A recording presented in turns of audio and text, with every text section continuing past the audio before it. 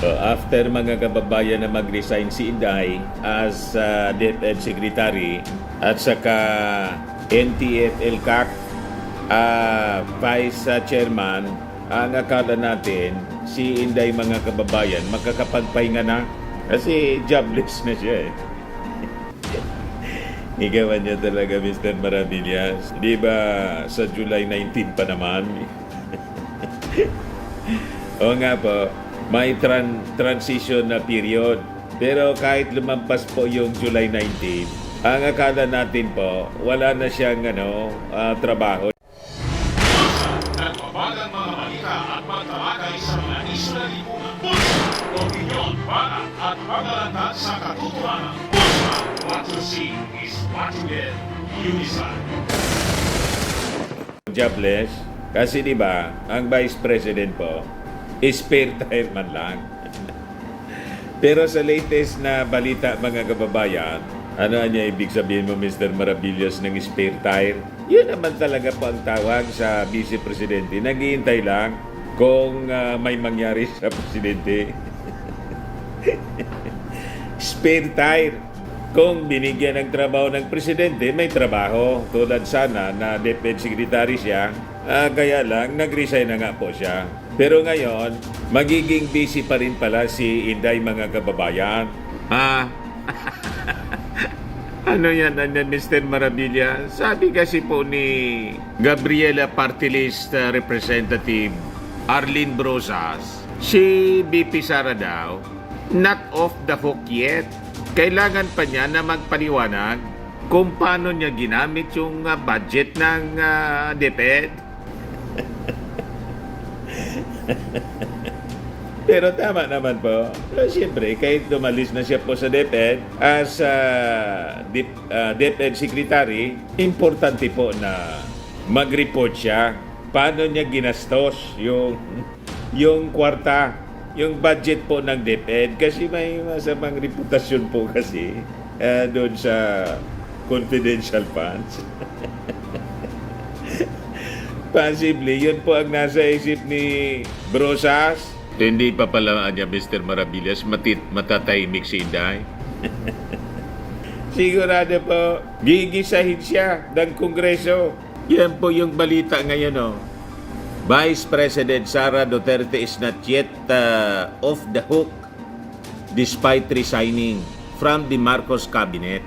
Kasi niya, kailangan niyang ipaliwanag kung paano niya ginamit yung budget ng Department of Education. Sabi po ni Brosas, naniniwalaan niya ako na si Duterte kailangan na mag-attend pa rin ng mga upcoming budget deliberations for 2025 General Appropriations Bill para niya ipaliwanag niya yung lumala na education crisis dito sa ating bansa. Ganun pala yun mga kababayan. Ipinagyabang pa naman ni Congressman Alvarez po si Inday. Sabi po ni Congressman Pantaleon Alvarez, masikat niya si Sara. Alvarez says Marcos cabinet lost a very capable official. Naniwala naman kayo kay Alvarez.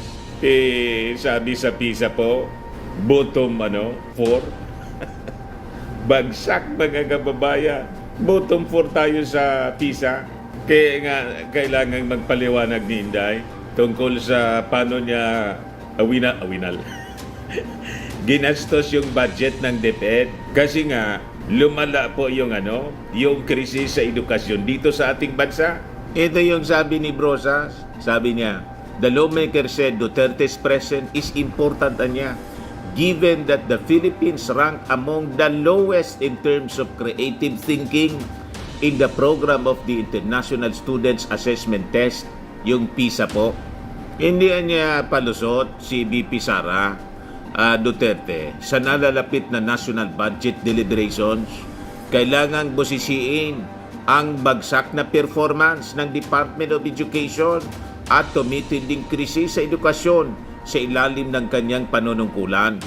Naintindihan mo na, Pantaleon Alvarez? Pero sabi ni Pantaleon, the Marcos administration niya lost a very capable public servant with the recent resignation of BP Sara. Sabi po niya, surveys from reputable sources anya are clear.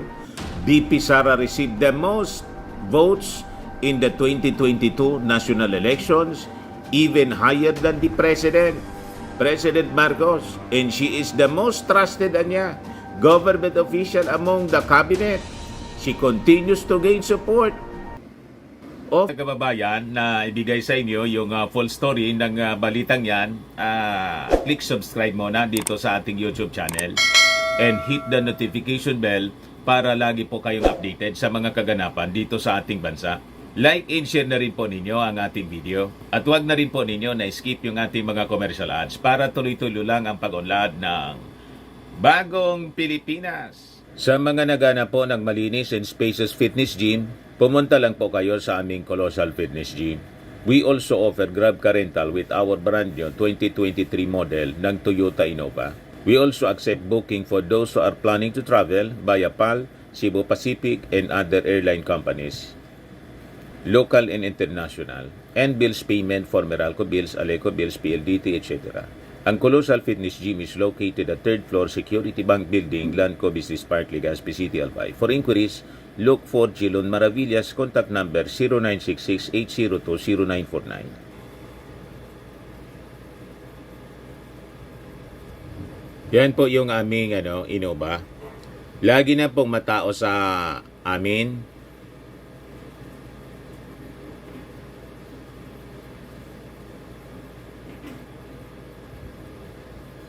Yan po mga bagong clients namin. Napakaganda at colorful at napakalinis ng aming gym po. Pati mga foreigners po pumupunta sa amin, mga British tourist po sila dito sa Legazpi. Na-set up na rin po yung aming mga brand new gym equipment.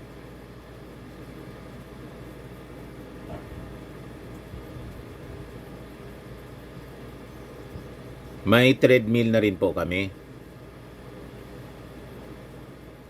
Ito naman po yung bago naming product na binibenta online. Eye Glow Serum, whitening po siya. Tingnan ninyo yung epekto sa aking anak na architect before and now. Yung mga inquiries po ninyo, dumiretso na lang kayo sa kanyang Facebook account, Riz Maravillas. Ito naman po, Firmax Firming and Lifting Cream, pinapahid po sa mga pulses in affected area. Mainam po sa paninigas ng mga kaso-kasuan. Ito naman po, Automax Radiant Serum. Sa mukha naman yung application, anti-aging po siya. You will look 10 years younger than your age. Sa mga cancer patients naman po, baka lang gusto ninyo itong itry. Neng siya red mixed fruit drink. Hindi mo po siya gamot, food supplement siya. Kaya lang, gawa siya mga kababayan sa goji berry. Yung goji berry may anti-cancer properties. O ngayon, yung mga inquiries ninyo, dumiritso na lang kayo sa aming messenger sa Facebook para masagot namin agad. Ayos pa? Ayos na ayos niya, Mr. Maravillas. The people, sabi po ng congressman. And that's probably why many politicos have issues against her because she is a true servant of the people and a true leader of the nation's interest. The Marcos cabinet lost a very capable public servant. Lahat man po baliktad, Congressman Alvarez, yung sinasabi mo. Yung resulta nga ng PISA, bottom 4.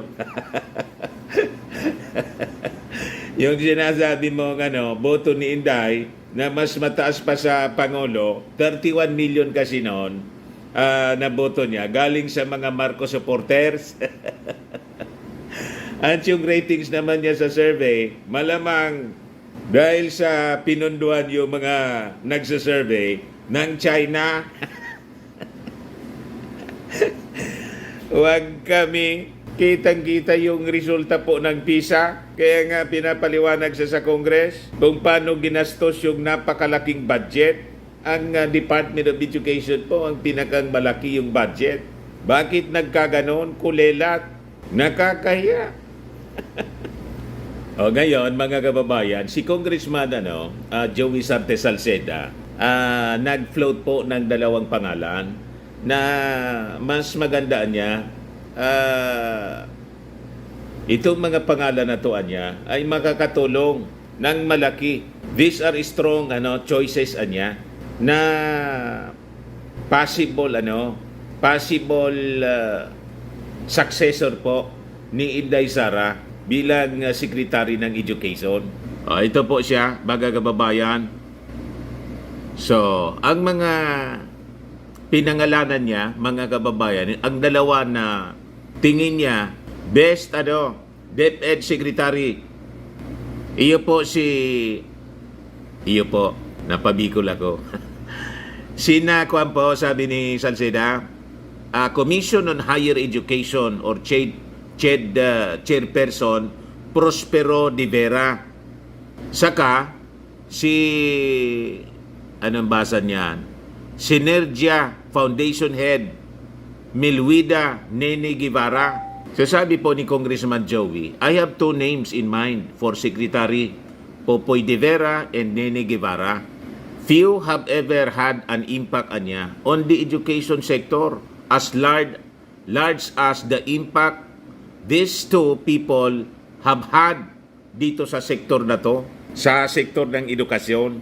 So sabi po ng congressman dito sa amin, it will be wise for President BBM to choose from these two.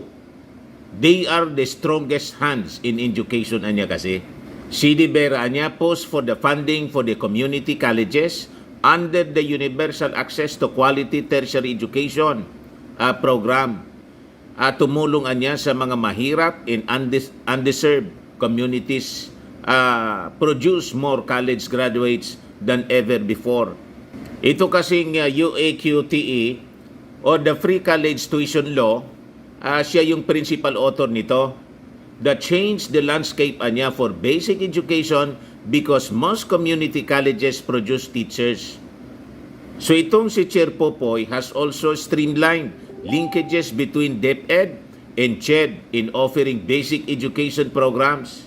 So malawak na yung kanyang experience, mga kababayan, as CHED chairman mismo. Kung siya yung papalit po kay Inday, galing siya mismo from the education sector. Si Inday po galing sa sa Davao.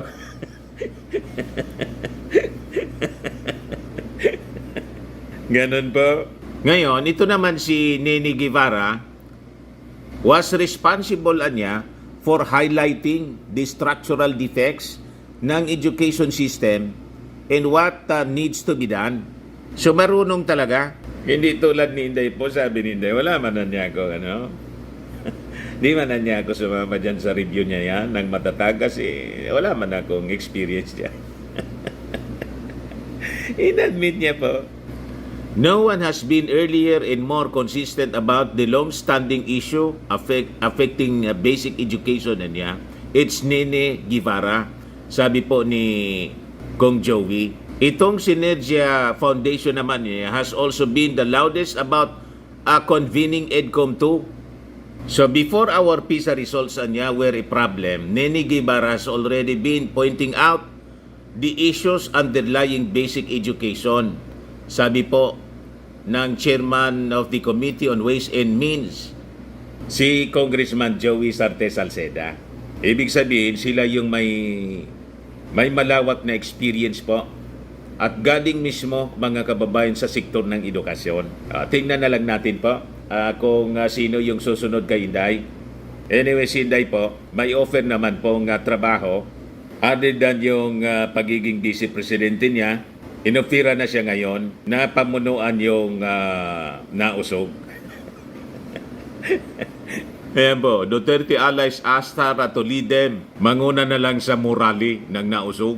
Yan o. Conveners of the Akbang ng Maisog, a movement started by allies of her father, former President Digong, have urged Vice President Sara Duterte to lead the struggle of the Filipino people now that she is no longer part of President Marcos cabinet. So pag tinanggap yan ni Inday na offer sa kanya, magiging very busy na. Mas na-busy pa as DepEd Secretary. Doon siya sa murali. Baka linggo-linggo may murali. Na ang panawagan, tanggalin ang ating Pangulo at palitan niya. Di ba? Ayan man lang po, mga kababayan. Ako po si Dante Maravillas. Bye-bye. God bless.